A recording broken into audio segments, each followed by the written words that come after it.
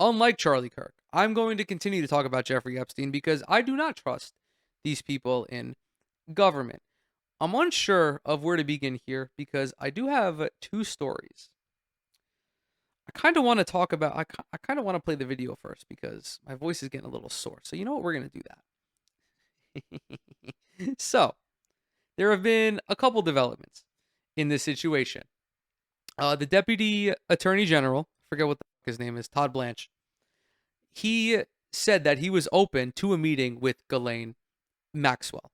This also comes on the heels of Trump motioning or like asking the Supreme Court to unseal grand jury testimony, which he is not mentioned in. That's why he's allowing them to unseal it. But as one would expect, because the Deputy Attorney General is doing his job and wants to, sit down with Ghislaine Maxwell, that is noteworthy news because Ghislaine Maxwell, Jeffrey Epstein's former girlfriend, was someone who was close with Donald Trump. Both of them or Jeffrey Epstein had, or they both had a relationship with Donald Trump, a very close relationship with Donald Trump. Trump was asked about this during a press scrum in the Oval Office. And he blamed this shit on Barack Obama. Like, bro, he brought out the Barack Hussein Obama in the Big 2-5. My man, give it a rest. Was your former attorney be conducting the interview, given? No, I have no concern. He's a very talented person. He's very smart. I didn't know that they were going to do it. I don't really follow that too much. It's sort of a witch hunt, just a continuation of the witch hunt. The witch hunt that you should be talking about is they caught President Obama absolutely cold, Tulsi Gabbard. What they did to this country in 2016, starting in 2016, but all the way going up to 2020 in the election. They tried to rig the election, and they got caught. And there should be very severe consequences for that. When we caught Hillary Clinton, I said, you know what? Let's not go too far here. It's the ex-wife of a president, and I thought it was sort of ex-wife, current wife. He fucked up. He should have put Hillary Clinton in prison. I think that would have established a much needed precedent of putting these fucking goblins in jail when they break the law. Because if you put Hillary Clinton in jail, guess what? In all likelihood, Merrick Garland does not drag his fucking feet when persecuting Donald Trump for January 6th or for whatever the fuck, the documents case. Like, this guy could be in prison. Like, he should be in prison. What the fuck are we doing? Terrible. And I let her off the hook, and I'm very happy I did. But it's time to start after what they did to me, and whether it's right or wrong, it's time to go after people. Obama's been caught directly. So people say, oh, a group. It's not a group. It's Obama. His orders are on the paper. The papers are signed. The papers came right out of their office. They sent everything to be highly classified. Well, the highly classified's been released.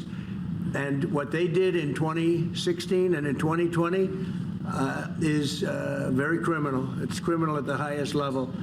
So that's really the things you should be talking about. I know nothing about the other, but I think it's appropriate that they do go. So, what is he rambling about? This is the most incoherent Trump has been since he was president in 2016. His cognitive decline is apparent. I did a video on this talking about his physical health. This guy is 80 fucking years old.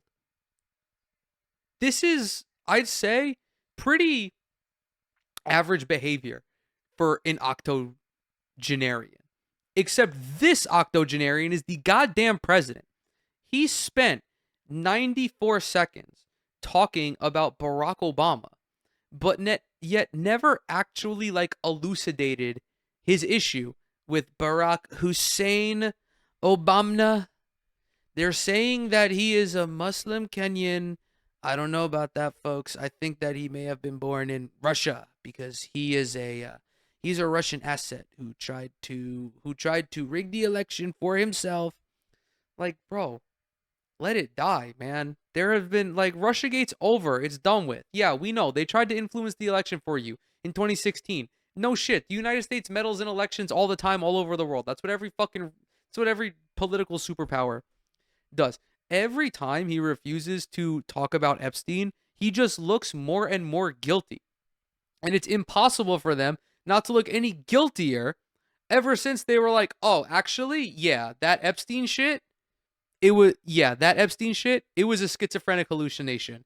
You're all going on to mass medication right now. I'm going to send RFK all throughout the country with bags of pills. And if he knocks on your door and asks if you believe in the Epstein files and you say yes, he's going to shove these fucking pills down your throat because Jeffrey Epstein never even fucking existed. All of those pictures, Photoshop, AI generated, deep fake. There was no island. In fact, there are no islands. Forget the world being flat, guys. The world does not extend beyond the borders of the United States. Canada is fake. The DR, fake. Long Island might be fake because it's not part of the contiguous US. Why am I being so exaggerative in this situation? Well, I kind of need a little bit of comedic relief because these fucking pedophiles are not going to come to justice. And it fucking sucks. It sucks that bad people can do bad things and nothing ever comes of it. But also because every fucking step of the way, the Republicans are making themselves look more and more guilty. We are like weeks away from a prominent Republican posting a picture on his Instagram of him at Epstein's Island. This is where we're at, guys. Mike Johnson, the Speaker of the House, the third most powerful person in the federal government, is shutting down Congress in order to prevent the Epstein files from being released. They're guilty. I don't care. I'm sorry. Guilty. Why? Where is the kill your local pedophile crowd? Why are the Republicans just like allowing them to get away with this? Why? If you're a Republican lawmaker, why are you allowing them to get away with this? If you're a Republican voter, why are you allowing them to get away with this? I normally don't come for the Republican voters because I understand why they are Republican voters. But if you're MAGA and you care about protecting the children and you bitch and you screech and you moan about the gays and the transgenders indoctrinating your children and how it's dangerous, why are you not concerned about people who are actually dangerous when it comes to children? It's fucking maddening. That the House Rules Committee approved last week, calling for the release of the Epstein files, this resolution. Will you commit to giving it a vote before the August recess? So here's what I would say about the Epstein files. There is no daylight between the House Republicans, the House, and the President on maximum transparency. He has said that he wants all the credible files related to Epstein to be released. He's asked the Attorney General to request the grand jury files of the court. All of that is in process right now. My belief is we need the administration to have the space to do what it is doing, and if further congressional action is necessary or appropriate, then we'll look at that. But I don't think we're at that point right now because we agree with the president. So no vote on this resolution. This is bullshit. There are Republicans in Congress who want this to come out. Most notably, somebody like Thomas Massey, who co-sponsored a bill with Ro Khanna to help push forward the release of these files. There's no other, like, Donald Trump is all over this shit, bro. He's all over it. He might be there as frequently as Jeffrey Epstein at this point with the amount of hurdles they're having to jump over to just make this case die. It's so despicable that the Republican strategy for the Epstein files is to just forget about it. How are you going to forget about the most prolific pedophile that has ever existed? No.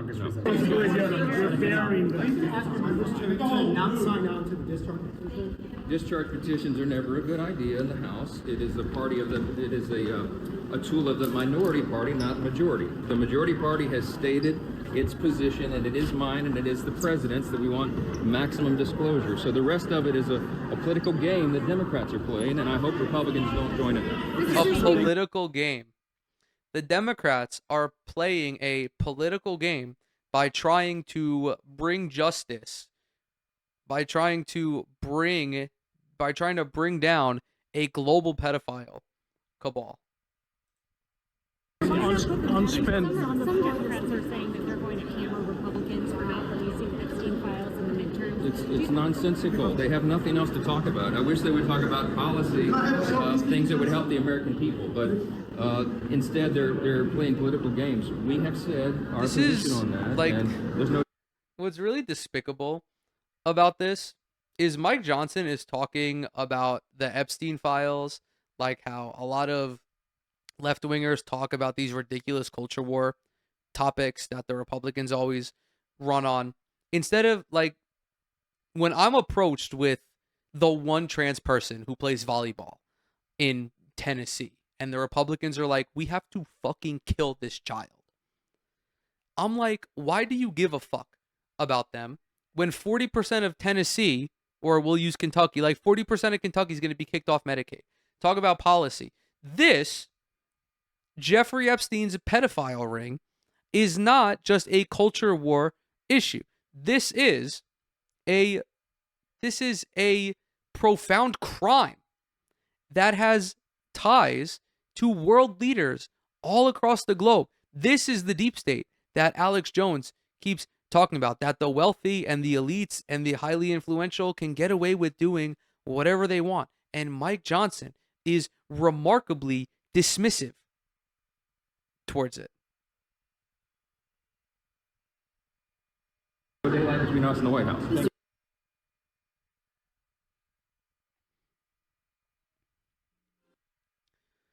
The article reads, it is a little lengthy. I don't know if I'm going to get through the whole thing because, I don't know, we'll see. The Jeffrey Epstein saga is causing chaos in the House for a second week in a row, as threats of Democrats forcing politically tough votes are prompting House GOP leadership to toss out many of their plans for the week. The trouble started as soon as lawmakers returned to Washington on Monday when the House Rules Committee, which sets up action for bills on the floor, met to tee up votes to rescind Biden-era rules on an immigration bill. But Democrats, who had forced Republicans on the panel into a number of politically difficult votes on the Epstein matter last week, threatened to do so.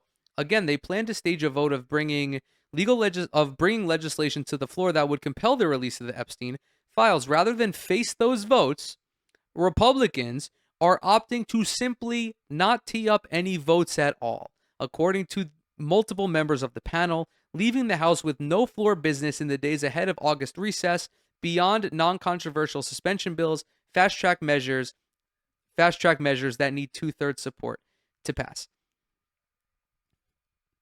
Quote, Democrats keep putting all these amendments up. They want to make Epstein, and, we're all for transparency, and we're going to do that. But they want to do is grandstand. They said they'll be there all night. Well, be there all night, said Representative Ralph Norman, Republican of South Carolina, a member of the Rules Committee. He added that the committee was not expected to return and that the House would only deal with suspension votes. You're all for transparency. Release the files, man. It's not that hard. 1 + 1 = 2 type shit. 2 + 2 = 4. We'll do 2 × 3 = 6. It's very simple. It's very simple. If you actually give a fuck about transparency, release these files. Representative Jim McGovern, the top Democrat of the Rules Committee, confirmed that the panel would not reconvene for the rest of the week. Quote, we're done, McGovern told The Hill. Quote, not reporting out a rule. We're done for the night. We're done for the week. There's some issues going on within the Republican conference. I think around the Epstein stuff that they can't seem to get under control. So we'll do probably suspensions for the remainder of the week. It is the second time in as many weeks the so-called Epstein file saga has thwarted GOP leadership's plans for the House floor. Republicans on the Rules Committee last week had tried to address the Epstein matter after being lambasted by the public over rejecting a Democratic amendment, an effort that delayed action on a bill to codify Department of Government efficiency cuts to public broadcasting and foreign aid for hours.